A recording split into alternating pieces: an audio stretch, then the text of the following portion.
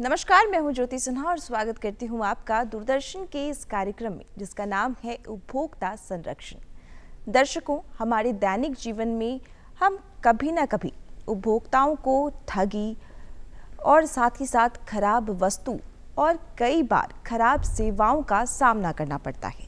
चाहे वो बाजार से हम कर रहे हों खरीदारी या फिर ऑनलाइन शॉपिंग कर रहे हों या फिर बिजली या पानी जैसी सेवाएं ही क्यों ना ले रहे हों।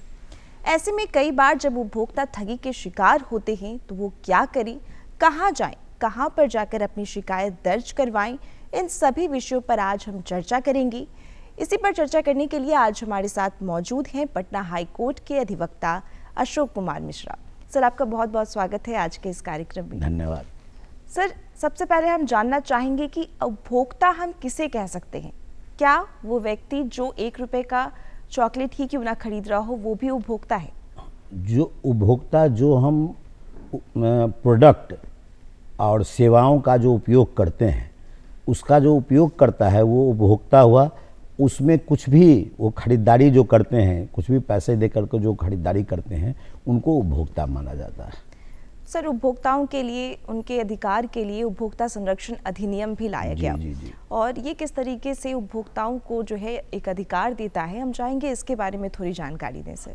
उपभोक्ता संरक्षण अधिनियम जो है 1986 सबसे पहली बार आया, जिसमें कि लोग, जब सरकार को यह लगने लगा कि नहीं, उपभोक्ताओं का काफ़ी एक्सप्लॉयटेशन हो रहा है, काफ़ी गलत चीज़ों का ठगी के शिकार हो रहे हैं, ये हो रहे हैं, तो उसी के बाद इन लोगों ने उपभोक्ता अधिनियम 1986 में लाए और इसमें ला करके इसमें हर ज़िले में उपभोक्ता फोरम का ये किया गया, ट्रिब्यूनल का गठन किया गया। उसके बाद राज्य स्तर पर एक उपभोक्ता फोरम बना और फिर नेशनल फोरम जो है दिल्ली में, इसका नेशनल फोरम की सुनवाई हुई। उसमें इन लोगों का जैसे कि 5 लाख तक का जो था प्रोडक्ट, उसके लिए ज़िले में ये किया गया। उसके बाद 20 लाख तक का राज्य में किया गया। अब जो है सो 2 करोड़ तक का कर दिया गया है नेशनल कमीशन के लिए। तो इस तरह से है। तो इसमें ये हुआ कि जो भी उपभोक्ता किसी भी ठगी के शिकार हो रहे हैं या अनुचित ढंग से उनको कुछ कहा गया, कुछ कर लिया गया, कुछ इस तरह से जो हो रहे हैं, उन्हें गलत प्रोडक्ट दे दिया गया, तो वो लोग अपना शिकायत जो है सो उपभोक्ता फोरम में केस के माध्यम से शिकायत कर सकते हैं, वहाँ फाइल कर सकते हैं। सर, उपभोक्ता अधिनियम 1986 के बाद 2019 भी लाया गया, इसमें संशोधन करते हुए। आखिर 1986 में ऐसे कौन कौन से जो है अधिकार उपभोक्ताओं के लिए थे और उसमें क्या कुछ संशोधन किया गया? और इसके बाद जो 2019 का अधिनियम आया है, इसमें क्या कुछ है उपभोक्ताओं के अधिकार के लिए? 1986 में उपभोक्ता अधिनियम जो लाया गया, इसमें जब काम होने लगा तो काफ़ी समय लग रहा था। उपभोक्ताओं को जितना न्याय मिलना चाहिए उतना न्याय नहीं मिल पा रहा था। तो इस पर काफ़ी गहन अध्ययन हुआ। गहन अध्ययन और चिंतन के बाद 2019 में इसमें एक आमूलचूल परिवर्तन किया गया, काफ़ी अधिक परिवर्तन करके, और जिससे कि अधिक से अधिक उपभोक्ताओं को त्वरित रूप से न्याय मिल सके।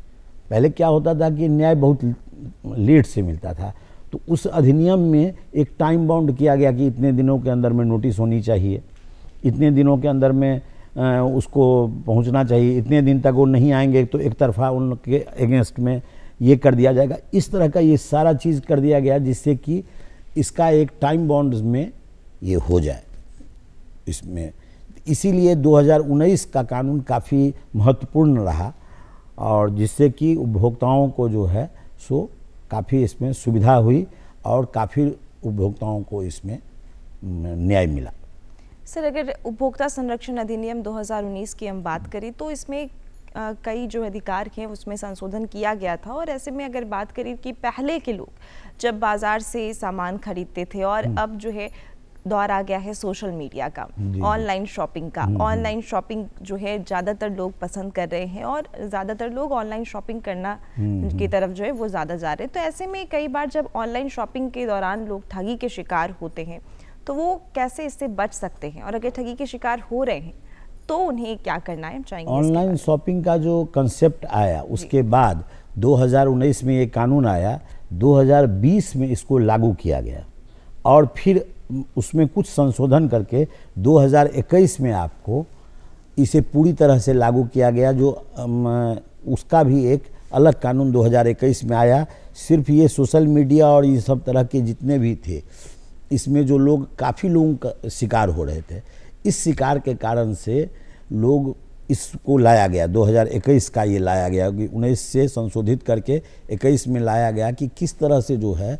तो इसमें अब यही हुआ कि लोग खरीदारी किस तरह कैसे करें, तो खरीदारी लोग वहीं से करें जो कि अनुचित साइट नहीं है। इसमें क्या हुआ कि बहुत से जो सोशल मीडिया में साइट्स हैं वो अनुचित साइट्स हैं, तो उससे लोग खरीदारी ना करें। खरीदारी जब भी लोग करें तो जो उचित साइट्स है उसमें दिया हुआ है उस तरह के से ही लोग खरीदारी करें। और उसके तहत अगर आप करते हैं तो उसमें आप अब कंज्यूमर फोरम में पूरी तरह से उसको आप ला सकते हैं कि किस तरह से ये हमारा हुआ है, इस डेट को हमने ऐसे किया, और उस पर पूरी तरह से आपको उसका फ़ायदा मिलेगा, कंज्यूमर को उसका पूरा फ़ायदा मिलेगा। कई बार सर ऑनलाइन शॉपिंग के दौरान जो उपभोक्ता होते हैं वो अनऑथराइज साइट्स पर चले जाते हैं जी। और इन साइट्स पर अपनी पर्सनल डिटेल्स देना, चाहे वो फ़ोन नंबर हो या फिर डाटा हो, तो ये कितना ज़्यादा उनके लिए परेशानी खड़ा कर सकता है? इसके बारे में। ये जो है बहुत ही खतरनाक चीज़ हो गया है। अभी पैसे की ठगी हो रही है, इसकी ठगी हो रही है, और सामान बेचने के माध्यम से लोग डाटा जो है सो उनको दे रहे हैं, और डाटा देने के दौरान उसका दुरुपयोग करके वो उनके बैंक से, अकाउंट से पैसे निकल जा रहा है। ये बहुत तरह की इस तरह की हो रही है। इसीलिए लोगों को पूरी तरह से इसमें अनऑथराइज साइट्स में न खरीदारी करें, जो ऑथराइज साइट्स हैं उसी पर खरीदारी करें। इसकी पूरी तरह से ध्यान रखनी होगी, नहीं तो इससे लोगों को काफ़ी परेशानी का ये करना पड़ेगा। दर्शकों, जब भी हम खरीदारी करते हैं, कई बार बाजार से खरीदारी करते वक्त हम रसीद लेना भूल जाते हैं, तो कई बार ऑनलाइन शॉपिंग के दौरान हम इन चीज़ों पर ध्यान नहीं देते कि हम ऑथराइज साइट से शॉपिंग कर रहे हैं या नहीं, या फिर हम जो अपनी पर्सनल डिटेल्स उसमें साझा कर रहे हैं वो सुरक्षित है या नहीं। इस पर ध्यान देना काफ़ी ज़रूरी है, नहीं तो हम बड़ी मुसीबत में भी फंस सकते हैं। सर, जिस तरीके से आपने बताया कि संशोधन जो है वो किया गया है उपभोक्ता संरक्षण अधिनियम में, तो ई दाखिल पोर्टल ये किस तरीके से उपभोक्ताओं के लिए कार्य करता है? इलेक्ट्रॉनिक माध्यम से, इसमें पहले ये सुविधा नहीं थी। 2021 में ई दाखिल पोर्टल का किया गया इसमें।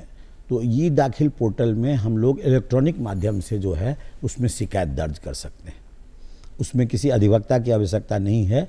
आप वैसे भी जो है ई दाखिल पोर्टल में अपनी शिकायत दर्ज करेंगे और वो शिकायत पर उचित सुनवाई होगी जो इलेक्ट्रॉनिकली। जी सर, जो उपभोक्ता जिन्हें परेशानी होती थी कोर्ट तक जाने में, अब वो डायरेक्टली ई दाखिल पोर्टल के माध्यम से उसमें कर सकते हैं। ये सुविधा, एक बड़ी सुविधा दी गई है इस काम के लिए। अगर बात करें सर एडीआर की, तो 2019 के अधिनियम में एडीआर को भी जोड़ा गया है। ये एडीआर टर्म जो है सर वो क्या है, आखिर ये किस तरीके से एडीआर में ये अतिरिक्त जो है, पहले क्या होता था कि जो हम लोग केस फाइल करते थे, केस फाइल करने के दौरान ही जो इसमें काम हो रहा था तो उसमें काफ़ी समय लग जा रहा था। बड़ी बड़ी कंपनियां अपना एडवोकेट्स उतार करके और काफ़ी समय खींच रहे थे। तो एडीआर की जो सुविधा लाई गई, इसमें क्या है कि कोर्ट के बाहर मामलों की सुनवाई हो जाएगी, और इसके लिए जिला कोर्ट को भी, राज्य स्तरीय कोर्ट को भी, सारे कोर्टों को यह अधिकार दिया गया है कि जो लोग चाहें अपना केस फाइल करने के बाद उन्हें समय लग रहा है और कंपनियां अगर तैयार है तो वो दोनों कंपनी और उपभोक्ता दोनों अगर तैयार हैं तो उनको जो है एडीआर के माध्यम से अलग से कोर्ट के बाहर ही जो है उनका शिकायत का निपटारा हो जाएगा। अगर शिकायत का निपटारा हो गए और वो संतुष्ट हैं उपभोक्ता, तो हो जाती है, उस पर मोहर लग जाती है उपभोक्ता संरक्षण की और उसका काम हो गया। तो समय कम लगता है। ये एडीआर की वैकल्पिक सुविधा जो है सो ये सुविधा है। सर, आज के दौर में हर घर में स्मार्ट मीटर लगाया जा रहा है जी। और स्मार्ट मीटर का इस्तेमाल जो है वो उपभोक्ताओं के लिए ही हो रहा है ताकि वो उतनी ही बिजली का इस्तेमाल और उतना ही जो उनको बिल मिले। लेकिन कई बार जो है बिजली का कम इस्तेमाल के बावजूद भी बिल काफ़ी ज़्यादा आ रहा है, कई बार बिल माइनस में जा रहा है। इससे कई उपभोक्ता जो हैं वो परेशान हैं। ऐसे में उपभोक्ताओं को क्या करना चाहिए, कहाँ पर वो शिकायत कर सकते हैं sir? Smart meter complain system है एक, तो स्मार्ट मीटर कंप्लेन सिस्टम में उनको अगर इस तरह का आ रहा है तो पहले स्मार्ट मीटर कंप्लेन सिस्टम में वो फ़ोन करके और मोबाइल से भी वो अपना शिकायत दर्ज करा सकते हैं कि हमारा इस महीने में इतना उठा है, इतना ही उठना चाहिए, ये कैसे आ रहा है। उसके दौरान सिस्टम ये है कि उसमें कुछ बिजली सरकारी विभाग में, बिजली के विभाग में कुछ पैसे जमा करके और उसकी जांच करने की प्रक्रिया है। तो उसकी जांच की जाती है, मीटर की जांच की जाती है और फिर ये लोग डिक्लेयर करते हैं कि हाँ मीटर सही है, या अगर नहीं सही है तो वो लोग सही करते हैं। हालांकि जो अभी देखा गया है कि स्मार्ट मीटर में काफ़ी कॉम्प्लिकेशंस आ रहे हैं। जैसे स्मार्ट मीटर लोग नहीं भी यूज़ करते हैं तो उनका भी कॉम्प्लिकेशंस ये आ रहा है, बहुत लोगों से शिकायत मिली है कि उसमें जो लाइट जलते हैं, उसमें जो 2-3 लाइट जलते रहते हैं, उन दोनों लाइटों का भी उपभोक्ता से ही लिया जा रहा है, जबकि वो मीटर का सिस्टम है उसके लिए सरकार को ही इसका लेना चाहिए या उसमें लाइट नहीं देना चाहिए। लेकिन ये सरकार का एक डिफेक्टिव सिस्टम है जिसके चलते उसका सारा भार उपभोक्ता के सर पर ही आ रहा है। इसमें सरकार को इसमें सोचना चाहिए कि इसको कैसे दूर किया जाए और वो जो लाइट का सिस्टम है वो सिस्टम उसमें बंद करके कुछ एडिशनल जो भी हो, टेक्निकली जो भी हो, उसको सरकार करे। क्योंकि इसके लिए उपभोक्ता जो है सो कहीं से जिम्मेवार नहीं है, उपभोक्ता वैसे ही बिजली का पैसा ज़्यादा दे रहा है। बाकी सर कंप्लेन नंबर पर जाकर के वो हाँ, स्मार्ट मीटर कंप्लेन पर जा करके और मीटर की जांच कराने के लिए पैसे जमा करके मीटर की जांच करा लें और वो कर सकते हैं। इस तरह से उनका उनकी जो ये सुविधा, जिस तरीके से सर आज के वक्त में हर किसी के हाथ में मोबाइल फ़ोन है और हर कोई सोशल मीडिया का इस्तेमाल कर रहा है, ऐसे में कई बार लोग ठगी के शिकार भी हो रहे हैं। ऐसे में कई बार लोग फंस जाते हैं तो समझ नहीं पाते कि क्या करें और कोर्ट के चक्कर को लेकर के भी परेशान होते हैं। तो जो फीस की अगर हम बात करें सर, जब हम ऑनलाइन अपनी शिकायत दर्ज करवाते हैं तो क्या फ़ीस लगता है, क्या कुछ जो परेशानी होती है वो घटती है ऑनलाइन जाने पर? ऑनलाइन जाने पर वो पैसे जो हैं सो घटते हैं, क्योंकि ऑनलाइन जाने पर आपको पोर्टल में जो है सो बहुत पैसा नहीं लगता है। लेकिन होता क्या है कि लोगों में जागरूकता का अभाव है, कंप्यूटर लिटरेसी उतना है नहीं, मोबाइल लिटरेसी जो कि खासकर सीनियर पीपल्स जो होते हैं वो सही ढंग से उसको नहीं कर पाते हैं, तो उन्हें कोर्ट जाने के लिए। और दूसरे जी इस जागरूकता, इसलिए इसमें कंज्यूमर फोरम में इसकी जागरूकता और फैलानी चाहिए जिससे कि लोग उस पूरा सिस्टम को समझ सकें, और सिस्टम समझेंगे तो उस सिस्टम से वो अगर पोर्टल पर जा कर के और करेंगे अपना काम तो उनका बिना पैसे का ही और इससे भी हो जाए। सर अगर बात करें सर्विस टैक्स और सर्विस चार्ज की, तो इसमें क्या डिफरेंस होता है जो उपभोक्ता नहीं समझ पाते और कई बार इसमें भी वो ठगी के शिकार हो जाते हैं? सर्विस टैक्स का तो जो उसमें निर्धारण है तो उस आधार पर जीएसटी, आजकल तो जीएसटी लागू हो गया है तो हर किसी में जीएसटी का निर्धारण है। उस निर्धारण के आधार पर सरकार द्वारा जो लिया जाता है वही है, लोगों को मालूम उतना होता नहीं है तो लोग समझते हैं इतना ही है, उस पर से प्लस जीएसटी हो जाता है तो उसका रेट बढ़ जाता है और लोग उसके शिकार हो जाते हैं। यही है जानकारी इसमें। कई बार सर जो उपभोक्ता हैं वो भले ही खाद्य पदार्थों की खरीदारी कर रहे हों, कई बार जो है वो गहनों की खरीदारी भी करते हैं, आभूषणों की खरीदारी भी करते हैं, और इन खाद्य पदार्थ हो या फिर आभूषण हो, इसमें एक हॉलमार्क होता है सर। हाँ। ये हॉलमार्क कैसे उपभोक्ताओं को जागरूक करता है और ये उपभोक्ताओं के लिए कैसे वो समस्या को कम कर सकता है सर, हम चाहेंगे इसके बारे में जानकारी। खासकर पहले खाद्य पदार्थ को ले लें तो खाद्य और FCI और इस तरह के कई हैं प्रावधान जिस पर कि उनका मुहर रहता है, उस आधार पर लोग उस चीज़ को यूज़ करते हैं तो वो सही मिलता है। जो बिना उसके उस मुहर के जो लोग यूज़ करते हैं तो उनको जो है सो उसमें ठगी के शिकार होते हैं। गहनों में हॉलमार्क का जो है सो अब सिस्टम आ गया है। गहनों में जो 22 कैरेट 24 कैरेट ये सारे में वो हॉलमार्क का सिस्टम, तो लोग जो है अब बिना हॉलमार्क वाले गहने ना लें। लोगों को यही होना चाहिए कि लोग जो है सो चूँकि हॉलमार्क में गवर्नमेंट का ये है कि इतना % इसमें रहेगा, वो स्पेसिफाइड है, तो उसमें वही लोग लें, दूसरे गहने ना लें इस तरह का गहनों में। और खाद्य पदार्थ में विशेष तौर पर इस चीज़ को भी ध्यान रखना है कि इसमें जो है सो जो भी FCI और ये सब जो भी जिसका भी मुहर लगा हुआ है उसी के आधार पर वो खाना पीने का यूज़ करें, जिससे कि लोग इसमें परेशानी लोगों की बचे। उपभोक्ताओं को सर लगातार जागरूक किया जा रहा है, चाहे वो जागो ग्राहक जागो करके उन्हें ये बताया जा रहा है कि कैसे खरीदारी के वक्त जो है उन्हें जागरूक होना ज़रूरी है, लेकिन कई बार उपभोक्ता जो है खरीदारी के वक्त रसीद लेना भूल जाते हैं। तो अगर वो रसीद भूल रहे हैं और रसीद कितना ज़रूरी है, हम चाहेंगे इसके बारे में बताएं। उसका जो भी इलेक्ट्रॉनिक रसीद मिले या हाथ से काट के दें, रसीद तो निश्चित रूप से लेना ही चाहिए। लोग हल्के में उसको रसीद को लेना भूल जाते हैं, लेकिन लोग ध्यान रखें, ये वो 10 रुपये की खरीदारी करें या 10 लाख की खरीदारी करें, लेकिन रसीद के बिना ना करें। रसीद लें ही, चाहे इलेक्ट्रॉनिक माध्यम का रसीद मिले चाहे जो भी मिले, क्योंकि अगर भविष्य में उनको किसी भी कारण से उसमें जाना पड़ा, उपभोक्ता फोरम में जाना पड़ा, तो उसमें रसीद का एक अहमियत रोल है।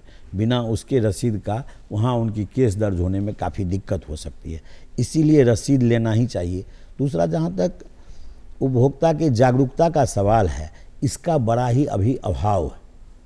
सरकार कहती है कि उपभोक्ता फोरम पर हम उपभोक्ता को जागरूक हम कर रहे हैं, लेकिन जागरूक एक्चुअली अगर व्यवहारिक तौर पर देखा जाए तो उपभोक्ता की जागृति की कोई काम हमारे हिसाब से नहीं हो रही है। लोगों में जागरूकता नहीं है, लोग इस चीज़ को नहीं समझ पा रहे हैं। इसके लिए सरकार को और एक व्यवहारिक सिस्टम बनाना होगा, जिसमें कि लोग इस माध्यम से सरकार को चाहिए कि अधिवक्ताओं के टीम बना करके उसके माध्यम से जो है उपभोक्ताओं को जागरूक करें और उपभोक्ताओं को सारी कानून की ज़रूरत हो। चूँकि है क्या कि पूरे देश में सारे लोग हम लोग उपभोक्ता हैं, किसी न किसी रूप में उपभोक्ता के रूप में तो हम लोग कुछ न कुछ उपभोग कर ही रहे हैं, पैसे दे करके कुछ न कुछ उपभोग कर रहे हैं। इसीलिए सारे लोगों को इसमें सरकार को पैसे खर्च करके भी सरकार को चाहिए कि इस उपभोक्ता जागरूकता प्रोग्राम चलाना चाहिए, जो कि अब यह बात हमारे हिसाब से कागज़ में ही बन कर रह गई है। यह उपभोक्ताओं को जागरूक करने के लिए ही यह सिर्फ आप इस कार्यक्रम में कह रही हैं, मैं सुन रहा हूं, लेकिन हम लोग जो बाहर में देखते हैं कि कहीं उपभोक्ता जागरूकता का प्रोग्राम जो है व्यवहारिक तौर पर नहीं चल रहा है। ये व्यवहारिक तौर पर चलना चाहिए। अभी हम देखें सर कि सोशल मीडिया का लोग बहुत ज़्यादा इस्तेमाल कर रहे हैं, तो ऐसे में अगर देखा जाए सर तो कई बार जो है ऑनलाइन शॉपिंग में हम लोग जो चीज़ों को देखते हैं, जिन भी वस्तुओं की खरीदारी करें, वो ऑनलाइन के दौरान हमें दिखाता कुछ है और जब हम खरीदारी कर लेते हैं और वो सामान हमारे घर पर आता है और हम उसे खोल कर देखते हैं तो वो सामान कई बार कुछ और ही निकल जाता है। तो ऐसे में क्या कर सकते हैं सर? ऐसे में तुरंत जो है सो उसको हम लोगों को इसका शिकायत दर्ज करना चाहिए, जिससे कि उनको इसकी सज़ा मिले। लोग कहते हैं कि अच्छा चलो वापस कर दिया, छोड़ दिया करके लोग हल्के में छोड़ देते हैं, और छोड़ने से कंपनियां हैं उनका मन बढ़ रहा है। इसीलिए हर जो जागरूक हैं उपभोक्ता, उनको चाहिए कि वो अपनी जागरूकता के आधार पर सारा चीज़ लिख करके, और उपभोक्ता फोरम में अब इलेक्ट्रॉनिक माध्यम से भी आ गया है, वो तुरंत इसको लिख दें। ये नहीं भी अगर उनको लगे कि नहीं हमारे ये काम का नहीं है, फिर भी वो कर दें तो दूसरों के लिए यह एक सुविधा होगी, दूसरों के साथ ये ठगी नहीं होगा। जो लोग ठगी करते हैं सर, उनके लिए क्या सज़ा का प्रावधान है? उनके लिए जो ठगी करते हैं, कंज्यूमर फोरम के अतिरिक्त भी 420 में जो है उनको सज़ा मिल सकती है। अगर वो इस तरह का करते हैं तो उनको जो हम लोग का पुराना कानून है, पुराने कानून के तहत उनको सज़ा मिल सकती है, CRPC और IPC के तहत। उनको सज़ा मिल सकती है। 420 और ये सब का सारा प्रावधान तो हम लोग के यहाँ पहले से था ही। ये तो कंज्यूमर के नाते एक प्रोग्राम, ये कानून बनाया गया, लेकिन ये प्रावधान तो था ही कि अगर आप ठगी करते हैं और अगर लोग ठगी तो आप जा सकते हैं, कोर्ट जा सकते हैं या थाना में जा सकते हैं। थाना में वो 420 के तहत आप उसके लिए अगेंस्ट में केस फाइल कर सकते हैं। इससे कंपनियों के मन में यह भी दहशत हो कि लोग, अगर हम गलत करेंगे तो लोग छोड़ देते हैं कि नहीं चलो अभी मेरा हो गया, अब इतना में अब आगे से हमको जागरूक होने की ज़रूरत है और उन्हें थाना जाने की ज़रूरत है। उन्हें कंज्यूमर फोरम में जो भी हुआ, कंज्यूमर फोरम में नहीं हो रहा है, तत्काल अगर कोई बड़ा सा काम हो गया है तो उन्हें थाना से भी सहयोग लेना होगा। थाना में भी जा कर के जो हमारा CRPC IPC के तहत जो भी था उसके तहत भी जो है सारा सुविधा है, लेकिन लोगों को जागरूक होने की ज़रूरत है। लोग व्यवहारिक स्तर पर जागरूक नहीं हैं। कुछ NGO के द्वारा, कुछ इसके द्वारा यह सिर्फ कहा जाता है, लेकिन अगर सही रूप से देखा जाए तो जागरूकता प्रोग्राम कहीं कुछ चल नहीं रहा है। क्रय विक्रय की प्रणाली पर अगर सर हम चर्चा करें तो ये काफ़ी वक्त से चलता आ रहा है और इस उपभोक्ता संरक्षण अधिनियम के बनने से पहले से भी चलता आ रहा है। तो फिर आखिर इसकी क्या ज़रूरत पड़ी जो उपभोक्ता संरक्षण अधिनियम बनाना पड़ा? इसलिए कि मैंने कहा अभी कि जितने हम लोग सारे लोग हैं, जो पॉपुलेशन हमारा है, सारे लोग तो हम लोग उपभोक्ता हैं ही, और उपभोक्ता का एक्सप्लॉयटेशन इतना अधिक हो रहा था। बहुत ज़्यादा कंपनियों द्वारा चीटिंग और जो जिस तरह से चीटिंग हो रहा था प्रोडक्ट में, क्वालिटी में, इस तरह का जितना चीटिंग हो रहा था, इसके लिए सरकार को एक कानून बनाने की ज़रूरत पड़ी थी। और 1986 में इस बात से पहले उसमें काफ़ी सोचा गया कि नहीं, इस पर एक कानून लाया जाए जिससे कि उपभोक्ताओं को ये सामान जो चूँकि दिखाते हैं कुछ, देते हैं कुछ, क्वालिटी में उनका बहुत ही जगह प्रॉब्लम है। तो इस सारे कारण से उपभोक्ता संरक्षण अधिनियम को लाने की ज़रूरत पड़ गई और 1986 में से लाया गया। फिर व्यवहारिक आधार पर 1919 में इसका संशोधन किया गया।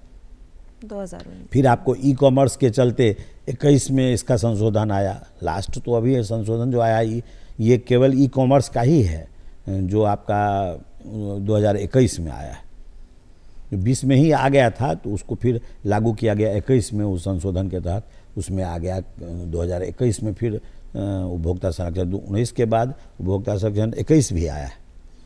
उसमें खासकर विशेष तौर पर ई-कॉमर्स का ही ज़्यादा है कि ई-कॉमर्स में कैसे बचाया जाए, कैसे किया जाए।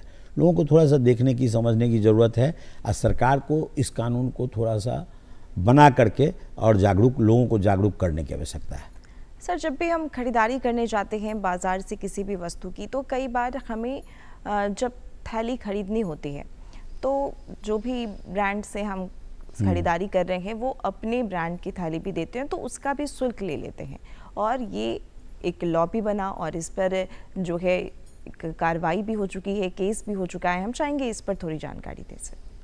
ये इन्होंने क्या किया है कि जितने भी कंपनी वाले हैं, जो भी लोग हैं, इन्होंने इन लोगों को एक थैली में देना है, उसकी थैली ये एक अलग रखते हैं। तो लोग अब जागरूकता हो, समझदारी हो, तो लोग कहते हैं कि नहीं, हमको आप अपने जनरल थाली में दे दीजिए, हमको थैली शुल्क वाली थैली नहीं लेनी है। लेकिन वो पूछते हैं कि क्या थैली भी दे दें, तो थैली भी दे दें तो उसका शुल्क वो ले लेते हैं, जबकि थैली में उनका है, वो थैली जिस थैली में देते हैं वो थैली एक अलग से थैली है जिस थैली में लोगों को देते हैं जी। लेकिन उपभोक्ताओं को जिस तरीके से अभी फिलहाल जागरूक होने की ज़रूरत है और ताकि लोग जो हैं वो समझ सकें इन चीज़ों को, चाहे वो रसीद लेना हो या फिर अनऑथराइज साइट्स पे जाने से बचना हो या फिर शॉपिंग के दौरान जो है इन चीज़ों को जानकारी रखनी हो। तो कई बार जो है सर क्या होता है कि जब हम खरीदारी करने जाते हैं तो इन बातों का ध्यान नहीं देते, खासकर खाद्य पदार्थों पर हम एक्सपायरी डेट भी नहीं देखते और उस वजह से जो है बीमारी की शिकार भी हो जाते हैं। ऐसे में उपभोक्ताओं को कैसे जागरूक रहने की ज़रूरत है? इसमें उपभोक्ताओं को जागरूक करने सरकार को चाहिए कि जितनी भी मिठाई की दुकानें हैं उनको कंपलसरी कर दे कि वो अपने जहाँ पर वो पैसे लेते हैं, जहाँ उनका काउंटर होता है, वहाँ पर उनको एक अलग से इस तरह की जो भी कानून माने चीज़ें हैं उनको लिस्टिंग करके और वहाँ उनको लगाना चाहिए। ये नहीं है।